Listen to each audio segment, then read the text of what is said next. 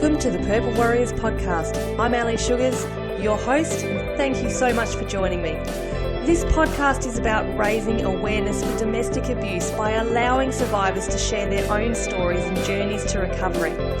It's also about assisting fellow survivors to give you practical yet powerful information that will help you on the road to your recovery. I hope you enjoy the show.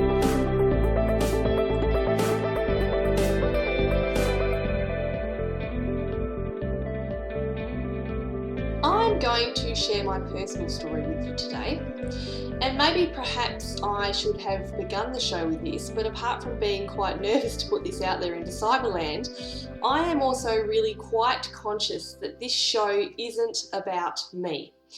It's about you, the listener. However, I want to share it with you. I want to get it out there so that you might maybe get some insight as to why I have decided to do this podcast in the first place. I also have to admit that another reason why I'm so hesitant to share this with you is not because I'm ashamed. I'm not ashamed in any way. And I'm actually quite extremely proud of where and how far I've come. But there are two beautiful people in my life, namely my children. And I wonder how they're going to feel about this if or when they hear this podcast, because they were quite young when everything first happened. But it is a story that I feel needs to be told. So here I go. I have lived through 3 different abusive relationships, and it starts with my first boyfriend at 16 years old. I was raised in a very happy household. I had 2 siblings, 2 brothers, no sisters unfortunately. I had 2 loving Christian parents. We lived in a beautiful house. We had a family car, the old Kingswood. Who doesn't love the old Kingswood? And, we were generally a pretty happy family. Both my parents worked hard to provide for us without complaint, that we were aware of. and they loved us very much, And as I grew into my teenage years, watching my parents be so happy and having that happy family background myself, of course I found myself believing that to be truly happy as an adult meant that everyone had to have all those things. So, a wonderful loving husband, a successful marriage, the job where you're happy, the gorgeous children, and providing your family with all the material things that go along with what people consider to be, a success. And this did become my version of success. So when I did meet my first boyfriend at 16, I literally had stars in my eyes, didn't I? But what I didn't know was how deeply he was into the occult and the mind games that he played with me right throughout our thankfully short 6-month relationship. I mean, I can't tell you how many sick things he put me through, and don't worry, I'm not going to go into them here because I don't think it's necessary. But, I was inexperienced sexually. So when he told me that I had to do certain things to please him, I didn't know any better. I simply went along with it. And all the while, if I'm truly honest, I was hating every single minute of it. And it wasn't until years later, and it was actually only literally about 3 years ago when I was looking back over my 40 odd years of life, that I realised that this experience at 16 years old was my very first experience of abuse. Then I met my next boyfriend and we got married at the age of 20. By the age of 23, we had a mortgage, we had a car loan, we had 2 children under the age of 18 months, and we ran a home-based business together. I mean, we were young, we had a lot of stress on our plates, as you can imagine. And they were really difficult, stressful times. And I believe that stress contributed to my husband becoming mentally, emotionally, and financially abusive. And while I'm not making excuses for him in any way, or I'm saying it was okay, I really do believe that stress made it even worse than it could have been. I'm going to caveat it here by saying that any kind of abuse is not okay, and that it is a choice. It is not a condition. I was personally also dealing with postnatal depression. After both my children, I was diagnosed with postnatal depression. So the abuse that I was experiencing was only compounding that depression. It was a really dark time, but not one that I actually allowed many people to see. I was an active member of our local church, and most people saw me as a genuinely happy woman. But what they didn't know was how much I was suffering inside. I was ashamed. That success I was striving to achieve seemed so far away. I felt like a complete failure. And in reality, the happier I seemed on the outside, the more I was actually suffering on the inside. And I remember actually saying, or maybe it was just more of a thought, because I don't think I would have had the courage to say it out loud, but thinking towards my husband, just hit me. That way people will see the bruises on the outside, because they can't see what you're doing to me on the inside.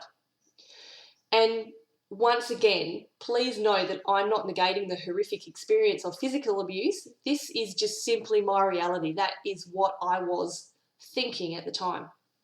One night into probably roughly our 7th year of marriage, my husband was away for work, as he did quite often. He went away for work, and I had put the children down to bed. They were asleep, and I have to tell you, I was at my lowest point ever. I couldn't take it anymore. I was so sick of that feeling of failure.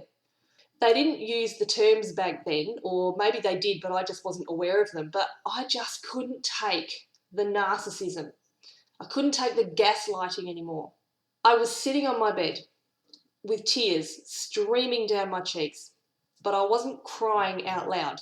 I was just numb. I was numb with pain. I had gone through the house and I had searched for all the pills that we had in the house, and I had them all laid out on the bed in front of me. I was ready to take these pills, and I was ready to end my life. There were only 2 things that stopped me, and it was those beautiful kids of mine who were asleep in their bedrooms.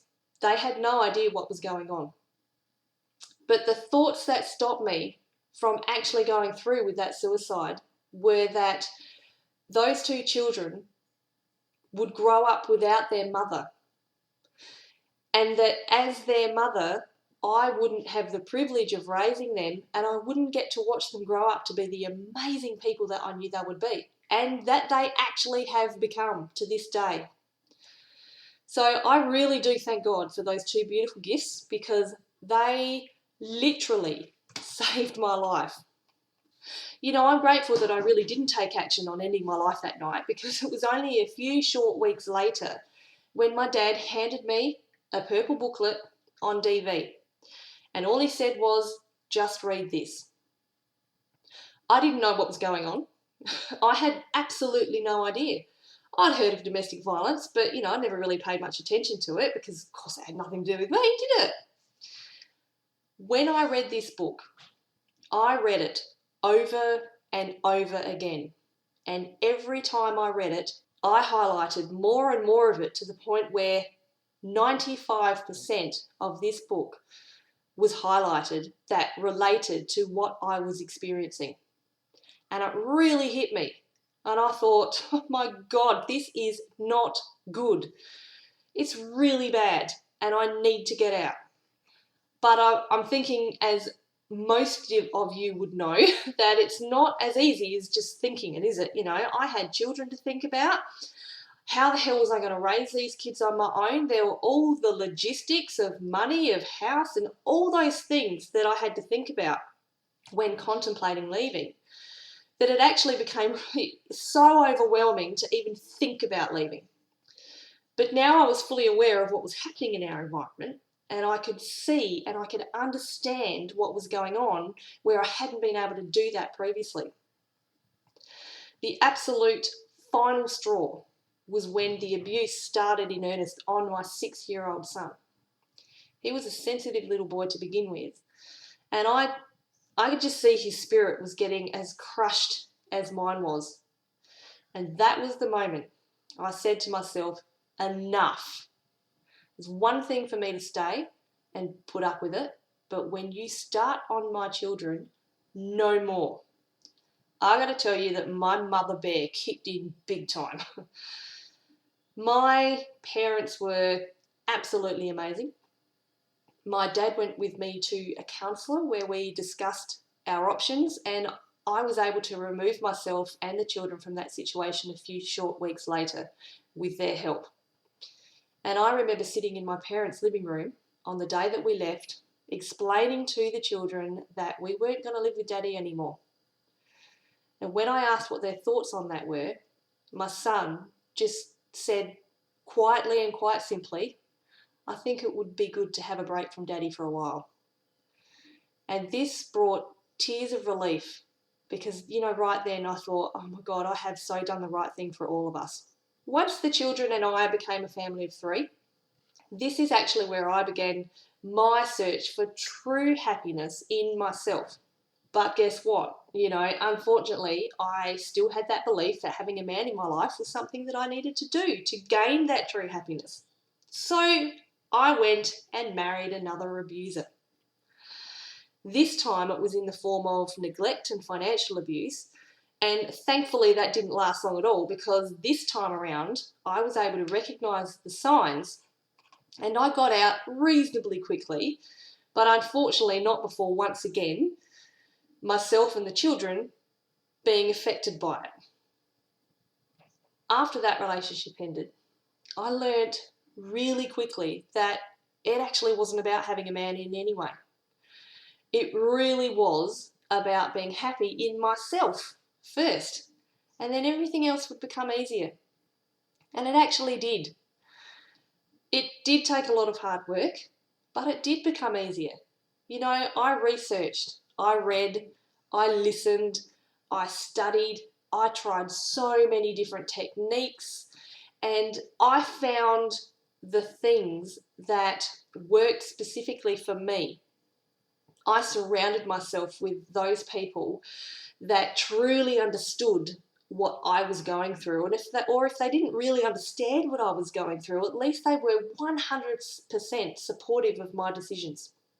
I took up meditation, I used healing crystals, I used essential oils, and of course, lots and lots and lots of prayer. Over the years, I have worked very hard on myself, and I've found my own strength. I have learned to love myself and be confident in my own skin. I know my limits, and I will not be pushed into a corner anymore by anyone. I've learned to relish making my own decisions and learning from my own mistakes. I regularly say that dealing with everything that I have, I've grown a good set of girly balls. A lot of people don't like that saying, but that is how I describe how far I've come. But the thing that I am absolutely most proud of is being able to communicate with the children's dad. And we have, over the years, been able to develop a reasonable relationship to be able to raise the children together without a lot of push and shove. And the proof of this was earlier this year when our son got married. We were able to sit in the ceremony together side by side with his partner on one side, my partner on the other. And then in the reception, we were able to stand together and make a speech for our son and his new bride. Something I would never, ever have thought possible to do. It has been a long, hard journey to be able to tell you this story. But as I have prepared it, and as I tell it today, the memories that, it's brought up have also brought up some more healing tears.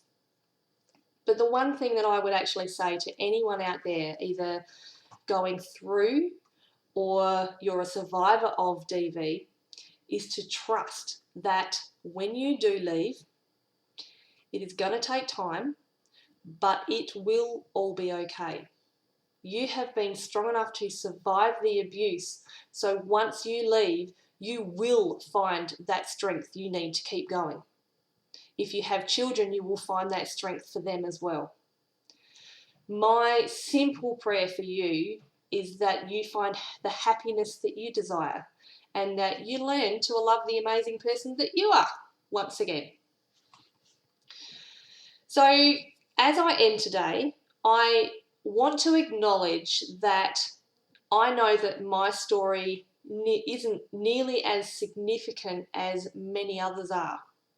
However, I'm not ashamed of my story because it is my truth. It's my experiences. And I felt that to make this podcast as authentic as it can be moving forward, that I needed to tell my story. So that's it. And that's me. I am no longer a victim of abuse.